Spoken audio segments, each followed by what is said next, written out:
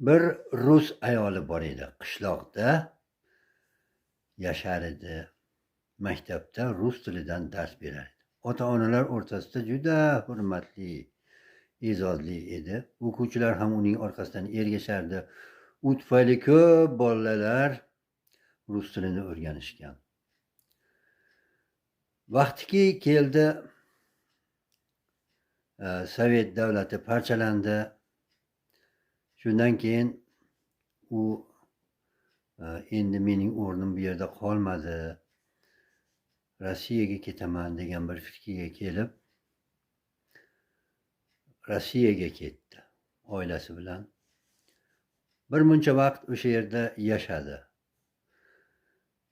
Lekin u yerdagi holatga, yurish-turishga o'rgana olmasdan nima bo'lsa bo'lar, bu yog'i taqdirimni o'zbeklar bilan bog'layman deb niyat qilib qaytib keldi.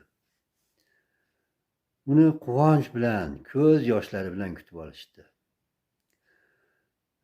Qarangki, tezda unga ish tayyor bo'ldi, uyini ham berishdi.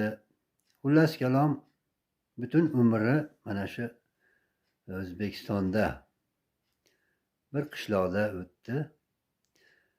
Ana shunaqa o'rgangan qalb baribir yana o'z qishlog'iga tortar ekan.